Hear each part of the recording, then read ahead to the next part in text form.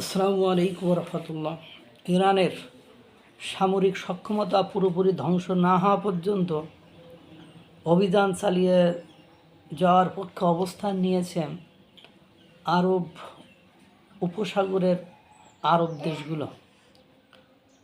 কারণ আপনারা জানেন যে ইরান ইসরায়েলের এবং আমেরিকার যে যুদ্ধ বেঁধে গিয়েছে, সেখানে ইরান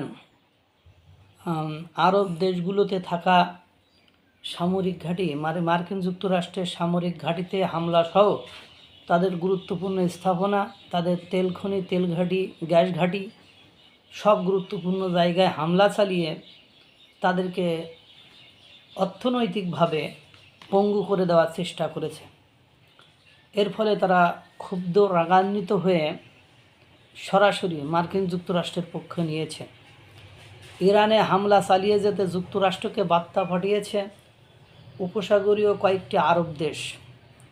তেহরানের সামরিক সক্ষমতা ধ্বংস না হওয়া পর্যন্ত হামলার পক্ষে অবস্থান দেশগুলোর, যাতে ভবিষ্যতে দেশটি আর তেল সরবরাহ সহ মধ্যপ্রাচ্যের বাণিজ্যের জন্য হুমকি হতে না পারে।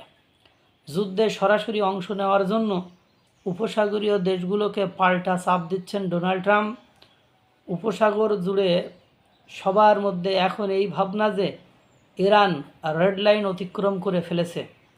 শুরুতে তারা তাদের পক্ষ নিয়েছিল এবং এই যুদ্ধের বিরোধিতা করেছিল, কিন্তু এবার যখন হামলা শুরু করেছে, এখন ইরান তাদের শত্রু, তাদের অন্যভাবে দেখার আর কোনো উপায় নেই। অর্থাৎ ওই যে আমি প্রায় একটা কথা বলি যে বিপদ আশেপাশে কোনো ঘোরো, আমার পেছনে এসে লাগো। ইরানের অবস্থা ঠিক ওরকমই হয়েছে।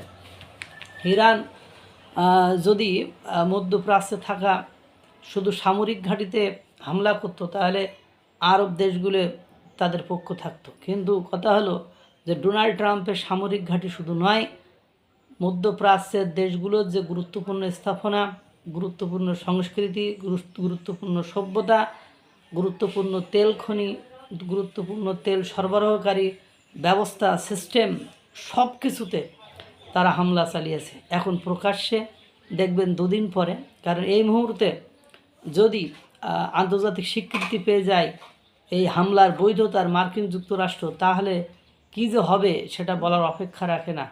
আর আপনারা দেখেছেন, যদিও কয়েকটি দেশ ইরানের পক্ষে আসি ভাব দেখাচ্ছে, কিন্তু সরাসরি কেউ ইরানের হয়ে যুদ্ধে যাচ্ছে না বা যুদ্ধ করছে না। ইতিমধ্যে দেখেন নিরাপত্তা বাহিনীর প্রধান ইরানের, তিনি কিন্তু গতকালকে যে নিউজটা দেখলাম, তিনি কিন্তু মারা গিয়েছেন।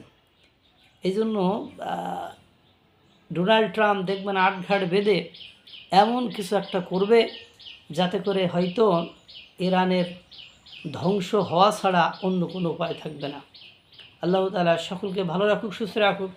আসসালামু আলাইকুম ওয়া রাহমাতুল্লাহ।